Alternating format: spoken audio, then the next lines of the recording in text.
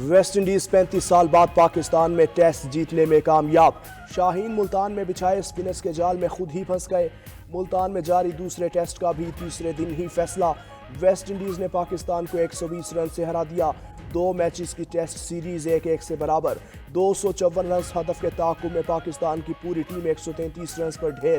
Babar Azam 31 runs کے ساتھ نمایاں رہے۔ محمد رضوان 25، کامران غلام 19 رنز پر ہمت ہار بیٹھے۔ سلمان علی آغا 15 اور سعود شکیل 13 رنز کا اضافہ کر پائے۔ پاکستان کی طرف سے دوسری اننگز کا آغاز بھی مایوس کن رہا۔ قومی ٹیم کے 6 کھلاڑی ڈبل فیگر میں داخل نہ ہو سکے۔ شان مسعود اور محمد حریرہ 2-2 رنز بنا کر آؤٹ۔ مہمان ٹیم کے بولر جمیل واریکن نے 9 شاہینوں کی وکٹیں اڑائیں۔ پلیئر آف دا میچ اور پلیئر آف دا سیریز قرار پائے۔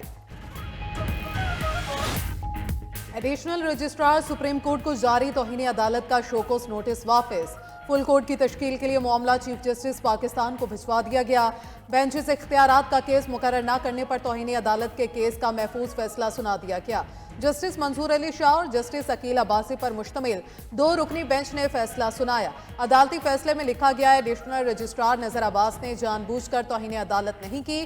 ججز کمیٹیوں کے پاس اختیار نہیں، زیر سماعت مقدمہ بینچ سے واپس لیں۔ پریکٹس اینڈ پروسیجر کمیٹی اور ججز آئینی کمیٹی نے جوڈیشل آرڈر کو نظر انداز کیا۔ انتظامی سطح پر جوڈیشل احکامات کو تبدیل نہیں کیا جا سکتا۔ جوڈیشل آرڈر کو انتظامی آرڈر ختم نہیں کر سکتا۔ بعد نظر میں توہین عدالت کی کارروائی ججز کمیٹیوں کے خلاف ہوتی ہے۔ ججز کمیٹیوں کے خلاف توہین عدالت کی کارروائی نہیں کی جا رہی۔ دائرہ اختیار سے متعلق مرکزی کیس فروری کے پہلے ہفتے میں مقرر کیا جائے۔ کمیٹی کو فل کورٹ کی تشکیل کا معاملہ نہیں بھیج رہے۔ فل کورٹ تشکیل کا اختیار چیف جسٹس کے پاس ہے۔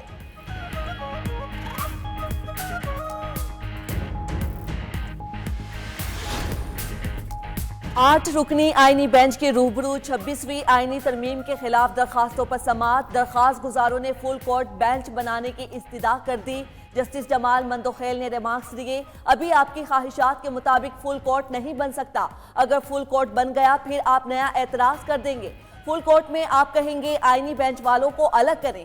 جسٹس محمد علی مظہر نے وکلا کو مخاطب کرتے ہوئے کہا، فل کورٹ کے معاملے پر آپ خود کنفیوز ہیں، پہلے آپس میں تو فائنل کر لیں، کرنا کیا ہے؟ آئینی معاملہ صرف آئینی بینچ ہی سنے گا۔ جسٹس عائشہ ملک نے ریمارکس دیے، فل کورٹ تشکیل دینے پر پابندی تو کوئی نہیں ہے، کیا ایوان میں تمام صوبوں کی نمائندگی مکمل تھی؟ وکیل فیصل صدیق نے کہا، خیبر پختونخوا کی سینٹ میں نمائندگی مکمل نہیں تھی۔ سپریم کورٹ نے وفاقی حکومت سے آئینی ترمیم پر جواب مانگ لیا۔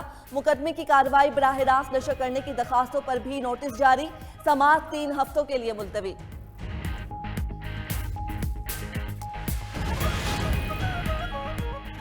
بانی پی ٹی آئی کے بیٹوں سے بات کروانے، ذاتی والد سے معائنہ اور جیل سہولیات کی درخواست پر سماعت۔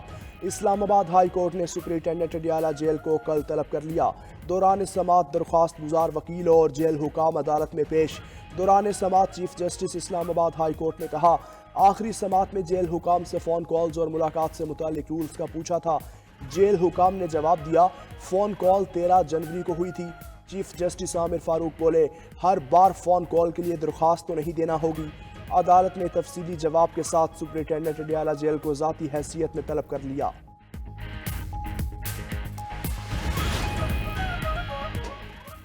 اسلام آباد ہائی کورٹ میں بانی پی ٹی آئی اور بشرا بی بی کی عدت نکاح کیس میں بریت کے خلاف اپیلوں پر سماعت۔ بانی پی ٹی آئی کے وکلا کا ایڈیشنل جج اعظم خان پر اعتراض۔ جسٹس اعظم خان نے کہا، نیا بینچ تشکیل دینے کے لیے فائل چیف جسٹس کو بھیج دیتے ہیں۔ عدالت نے کیس چیف جسٹس اسلام آباد ہائی کورٹ کو واپس بھیج دیا۔ بشرا بی بی کے سابق شوہر خاور مانیکا نے 13 جولائی 2024 کا ایڈیشنل سیشن جج کا بریت کا فیصلہ چیلنج کیا تھا۔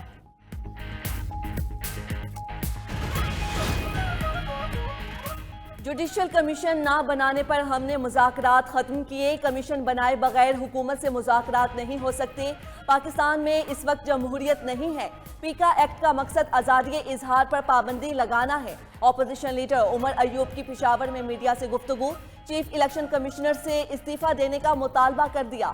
کہا، چیف الیکشن کمشنر کی مدت ملازمت ختم ہو چکی ہے، ان کو تھوڑا سا بھی خیال ہو تو عہدہ چھوڑ دینا چاہیے۔ اسپیکر قومی اسمبلی اور چیئرمین سینٹ کو ہم نے خطوط لکھے، لیکن ان کی طرف سے ابھی تک کوئی جواب نہیں آیا۔ عمر ایوب کو پشاور ہائی کورٹ سے 25 فروری تک راہداری ضمانت مل گئی۔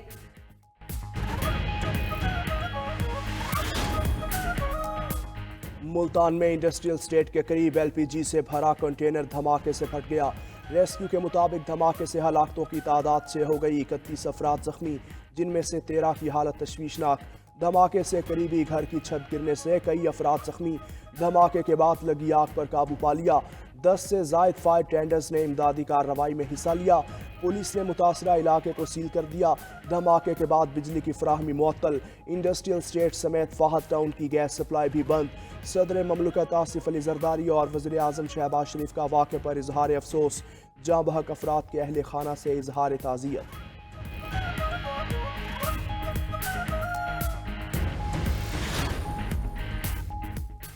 सांगड़ के इलाके गोड जानी जुनेजो में मुसल्लह तसादुम में 3 अफराद की हलाकत। मकतूलीन की ताहाल तदफीन नहीं की जा सकी। अहले खाना का लाशें सड़क पर रख कर एहतजाज।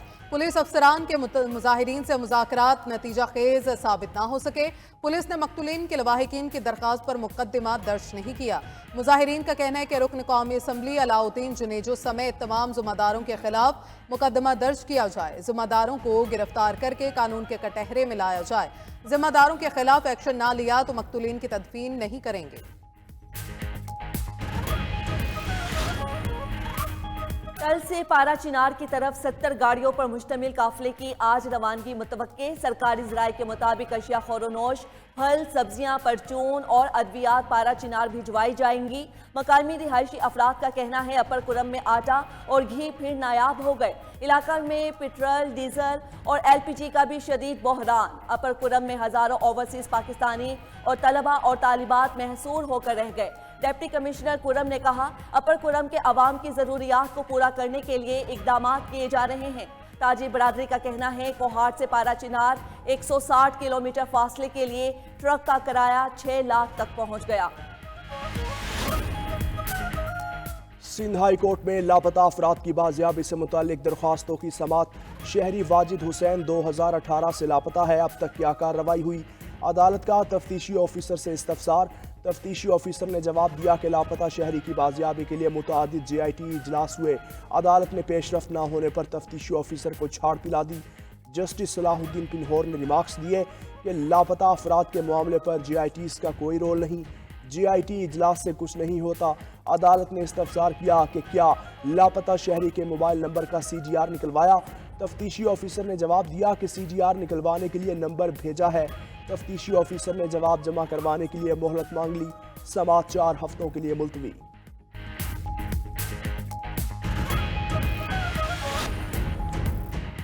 पीका तरमीमी बिल स्टेक होल्डर्स की मुशावरत के बगैर पेश किया गया। PFUJ, CPNE, MN, APNS और PBA पर मुश्तमिल ज्वाइंट एक्शन कमेटी का चेयरमैन कायमा कमेटी दाखिला सेनेटर फैसल सलीम रहमान को खत।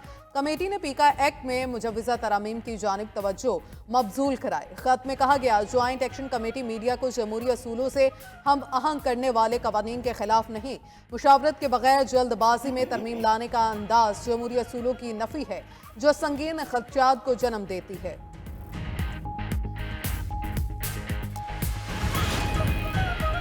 शरह सूद सिंगल डिजिट पर आने का इम्कान। स्टेट बैंक की मॉनिटरी पॉलिसी कमेटी इजलास आज होगा। गवर्नर स्टेट बैंक आइंदा 2 माह के लिए मॉनिटरी पॉलिसी का ऐलान करेंगे। इजलास में मुल्क की मुआशी सूरत हाल का जायजा लिया जाएगा।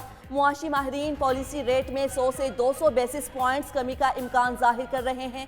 ताजी और सनती बरादरी का डिस्काउंट रेट सिंगल डिजिट पर लाने का मुतालबा। कराची चैम्बर ने पॉलिसी रेट खित्ते के दीगर ममालिक की तरह 6 से 7% लाने का मुतालबा किया है। मुल्क में इंटरेस्ट रेट 22% से कम होकर इस वक्त 13% पर है।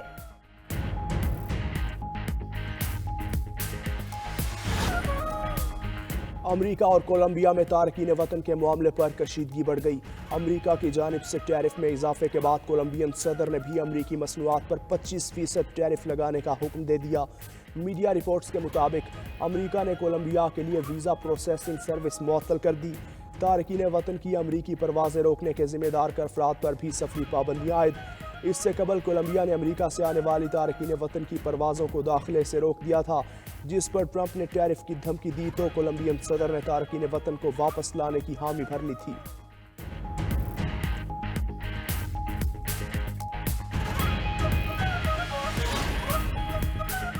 ٹرمپ کا عرب ممالک پر غزہ متاثرین کو پناہ دینے پر زور، کہا مصر اور اردن غزہ متاثرین کو قبول کریں، غزہ میں سب تباہ ہو چکا، عرب ممالک سے مل کر متاثرین کی بحالی کے لیے اقدامات کا عندیہ بھی دے دیا۔